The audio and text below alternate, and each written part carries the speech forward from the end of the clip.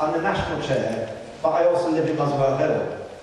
My kids went to the school right next door to this church. I'm part of this community. So I was, like all of us here, utterly shocked to hear of this arson at the Somali Centre. We want to say to our sisters and brothers from the Somali Centre, we're with you. We express our solidarity, and we will do everything in this community in a united sense to support you. And I say again to Abubakar Ali from the Bravenese Community Centre, we're with you. We express our solidarity with you. My child, he can't sleep to his room. He comes to my bed. He said, Daddy, I still have a fear these people can come to our house. He said, spend time with me in my bedroom. One child told me that our second home is gone. Because what happens, they finish weekdays, they come weekends to spend time playing with their friends. They said our second home is gone. But personally, I was shocked. But when I saw the people on my side, on my shoulders, everyone from different backgrounds, Muslims, non-Muslims, religious, multi-faith, not believers, they're all behind us, the community, our neighbors, especially when I stand in front of more than 600 people in the Centre the following day, to be honest, I realized that I have families and friends behind us. Especially, I would like to say to the Somali communities, you have our friends and family behind you, and we would like to say thanks for them who are behind us, especially local councillors, local MPs from both boroughs, Barnet and Haringey, because we're based between Borough and Haringey. They're all behind us. They all came to support us, and they all came together to find how we can rebuild that centre. I would like to thank everyone who organized this event, and thanks everyone. Thank you.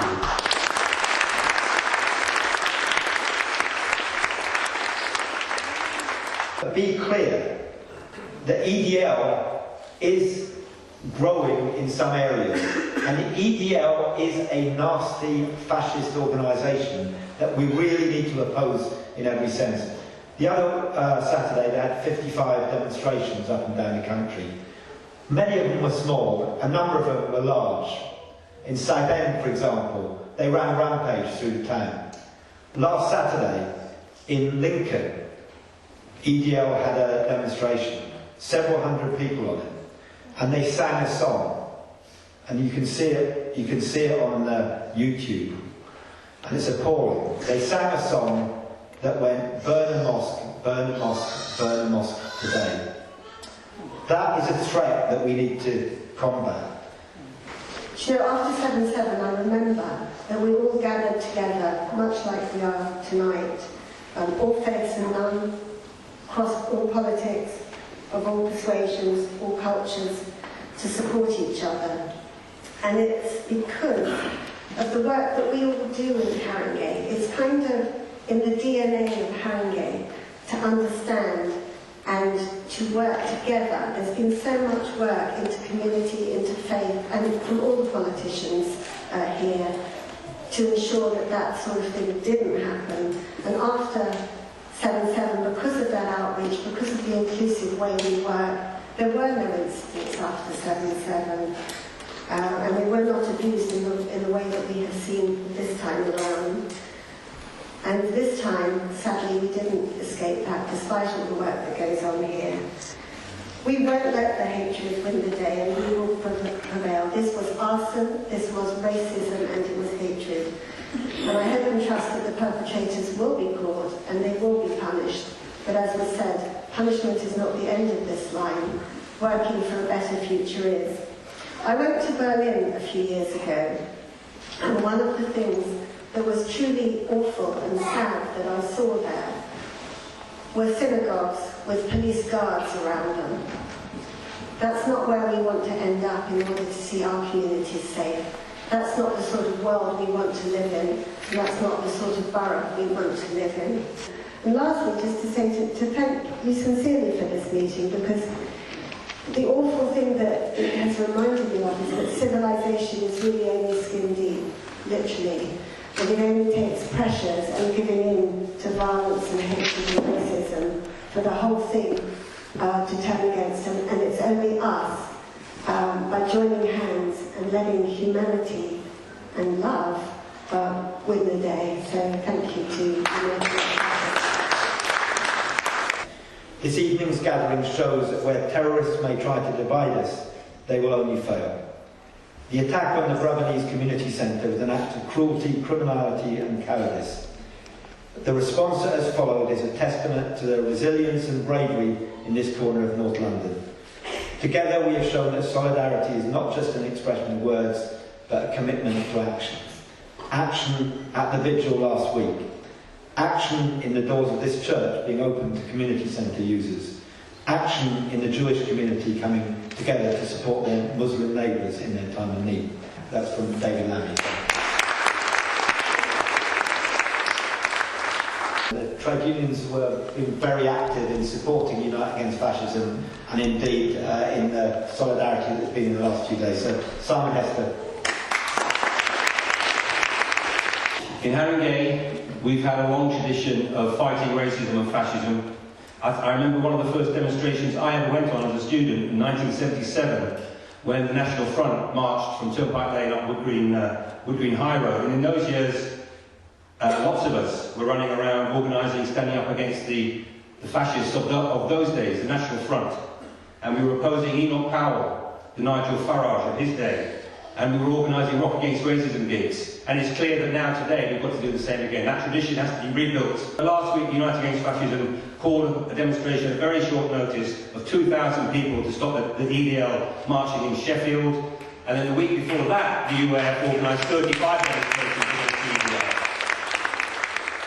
The EDL and the BNP are seeking to rebuild themselves. They've been knocked back and they're seeking to rebuild themselves of the awful death faced by of Lee Rigby in Woolwich. So we definitely need an active, united opposition to prevent them marching and to prevent them organising and to prevent them rebuilding again. But I think from the Trade Union Council we want to also say that the EDL and the BNP don't just come out of thin air, they're not an aberration. We also have to face wider, deeper questions and issues. Then the last 10 to 20 years, the Muslims in this country have faced a demonisation of a kind that took place against the Jews in the 1930s, took place against the Irish in the 1950s. Islamophobia has been used to legitimise military adventures in the Middle East and North Africa and feeding into a much deeper and wider pool of racism in this country. And we face, 5 years now, is it, since the bank's collapse, the era of austerity. Immigrants are being scapegoated again for the crisis we face. And the EDL feeds off this. The BNP feed off this scapegoating. We reject all scapegoating. So for us, for our Somali friends, we say you're welcome here. We don't blame you, you're welcome here. When we face the difficulties we face on the economic front or housing or health or whatever, Muslims, we don't consider Muslims to be the problem. We don't consider Bulgarians or Romanians to be the problem. To be frank, the problem is with Etonians. So, this is a great meeting. We've got to build a united resistance against racism and against fascism, and hopefully Unite Against Fascism can do that kind of thing. We have to be vigilant, we have to be prepared to stand up and confront the EDL and the BNP when they march and they organise. So solidarity with the movement, let's build it. I had the misfortune of being on one of the trains on 7/7. And my response at that time, on the train, in the middle of attack, and the days after, my abiding memory, is not of the people who took that attack, nor the motivation that they took the attack, but actually the response of the people in my carriage. Muslim, Jew, German, a whole plethora of minorities that had found themselves in one train carriage for a whole plethora of reasons, that stood together to get themselves through that incident.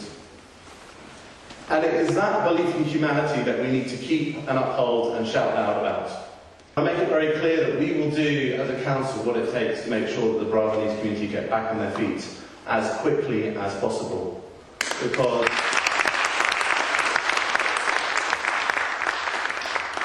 the most important thing that we take away from tonight is that we will not remain silent in the face of these attacks on each and every one of us.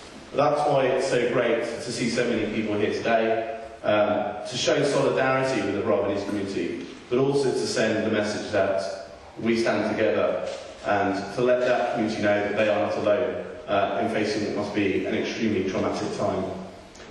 But I have one question for Tommy Robinson, which is, why do you think so many people seek to come to Britain, Great Britain, to settle and to start a new life?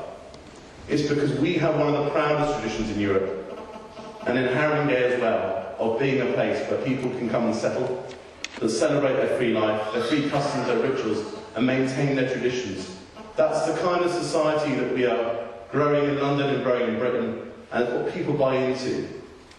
Your actions and the actions of your organisation are anti-British, and that's why it's so encouraging to see tonight such a strength of unity here in the room, a unity in the panel that's sending a very clear message that Tommy Robinson and his like have no place in our borough, no place in our country, and that actually we will stand together in the face of their attacks.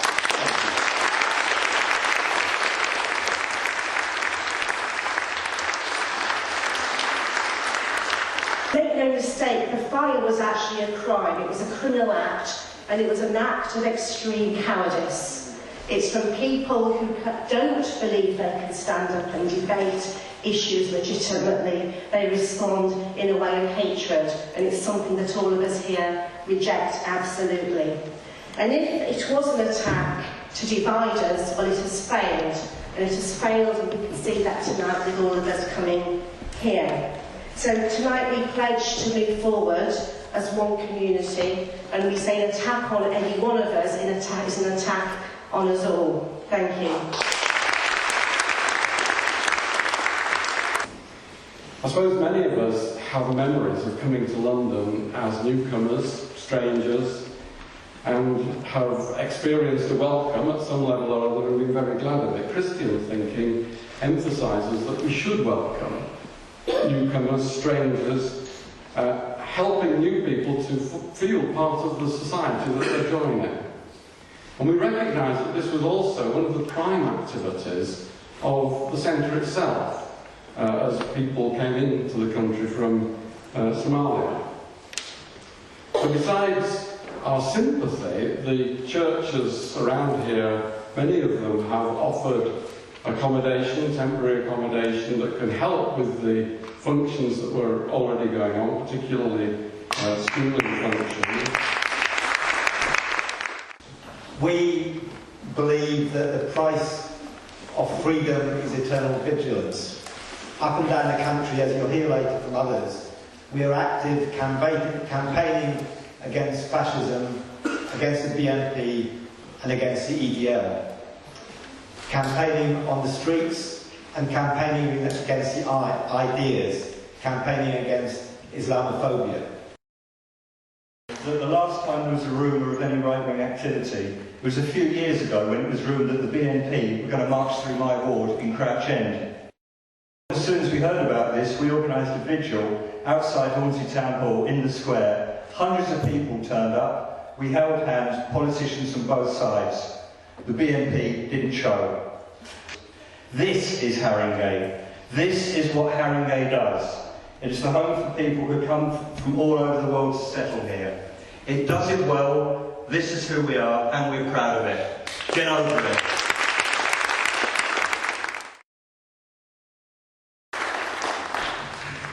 And next speaker is Gary McFarlane, who's the principal organiser tonight from Haringey UAF. It's quite important to make this statement, but I've been criticised by some people for inviting a Liberal Democrat that normally see on the UAF platform. And from where we're coming from, actually the fight against fascism is something that should unite everyone in society. Anyone who's a Democrat should actually support the fight against fascism. Which is why I almost spat out my cornflakes when I heard Tommy Robinson on the Radio 4 Today programme this week. It was an outrage, and the interviewer assumed that the man was stupid. He's not stupid, he's a very intelligent person, and actually he ran rings around the journalist doing the interview. But the mask did slip. In the same vein that he's talking about the dangers of a violent Islam, he also went on to describe how he beat up a political adversary, who happened to be another Nazi as it happened, but that was his idea of political debate, violence. And unfortunately, they are a thoroughly violent organisation, the English Defence League. In fact, the word Defence League, I think the German acronym for Defence League comes out something like SS, which should tell us all we need to know about the English Defence League. So they'll pose with this stuff about, actually, we think Islam's fine, just what we think there's a problem of extreme Islam. But in fact, they don't. That's not actually how it works. They're against all Islam. And he talked about he doesn't want to see any more mosques built in this country. He doesn't want to see any halal food, full stop. Now, all Muslims, practicing Muslims, abide by halal food. So it means he wants to actually wipe out the idea of any kind of Islamic culture in this country. But actually, in reality, here in Haringey or in Tottenham, where I live, I find actually many working class people are way ahead of the boys in Eton who don't know any black people.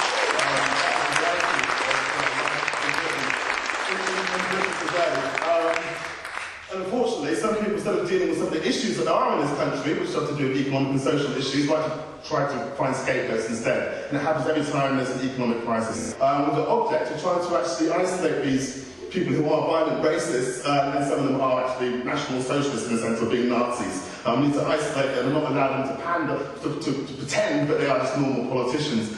And unfortunately, where it leads, if we don't do that, the inverse of what we've been doing in Britain is that you do have the National Front National in France who've been able to actually steer the political debate to some extent. So the UAF is about trying to combat that by getting broad numbers of people together. And it's not about having fights with fascists in pubs and all the rest of it, which some people in the media might have you believe. And to combat them on the streets, but also to fight their ideas and to complain to the BBC when they have them on their programmes spouting their hate.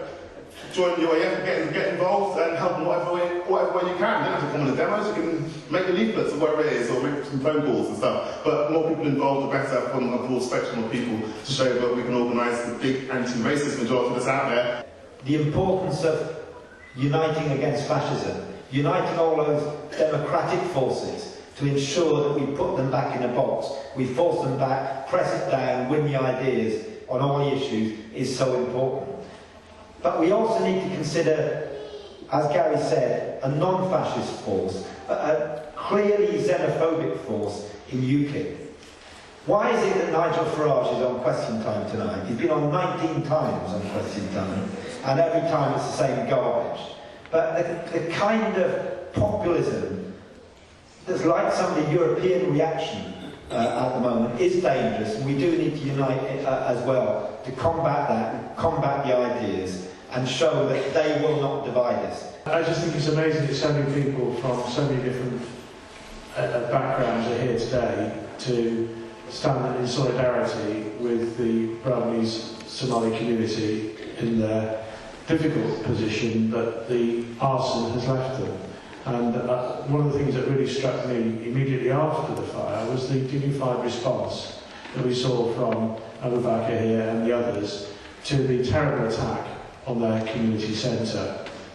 And the other thing we have to ensure happens out of all this is that the community centre is rebuilt on exactly the same footprint as before, exactly the same place as quickly as possible, and hopefully with a much better building than we had before as well.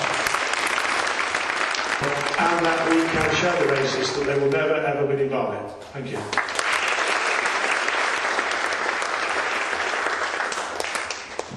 I happen to be one of the Imams locally, leading prayers in various mosques. It's a text message. It says, "Dear EDL, your car is German, your vodka is Russian, your pizza is Italian, your food is Indian, your kebab is Turkish, your democracy is Greek, your coffee is Brazilian, your movies are American, your tea is Tamil, your t-shirts are Indian, your oil is Saudi Arabian, your electronics are Chinese. Get over it." I think it has really resonated with people because of what we remember from the 1930s. This does feel like a bit of a replay. Well, the slogan since then has been "Never Again," and "Never Again" you can say in many languages. And that, I think, has to be our slogan. It's happened, but it's got to be the last time. And I would encourage people to take part in all activities from Unite Against Fascism. There are elections, council elections next year. It is possible that UKIP will be standing. It is possible that fascist organisations might want to stand or might want to make a fuss about it. And so I do think getting our act together now would be good in terms of stopping that. What we know now is that we cannot be complacent about this situation. We can be complacent about the hatred that's being whipped up, primarily against people of the Islamic faith, but against immigration generally. People talked about how the press, day in, day out, you know the papers, the Express, the Mail, every day there's a headline about immigrants doing this, Bulgarians doing that, Muslims doing this, Romanians doing that. In that atmosphere, when people are worried about their jobs, they're worried about their homes, it is always the danger that people can tell their neighbours. People can say, it's you, you're the reason why I haven't got a job. It's you, you're the reason why my pension is being cut. It's you, you're the reason why my health service is under pressure. That danger is always there. We've seen that danger now coming into our neighbourhoods. Walthamstow, people thought they wouldn't come there. They tried to march there twice.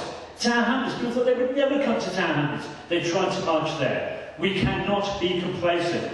Out of this terrible event, the burning down of the Somali Community Centre, we have to build something positive. That positive thing is a local, rooted, broad, united Against Fascism group. If you haven't put your name on the sign-up sheets for the going around, do it now. I think it's really important we keep focus what the cause of this is, and that's pure hatred.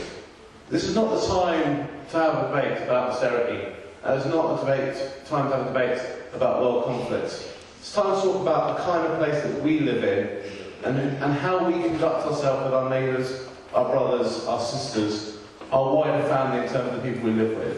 A very powerful meeting tonight. Really enjoyed the contribution from the audience and from the panel, and really proud to have taken part in it. So thanks, Steve.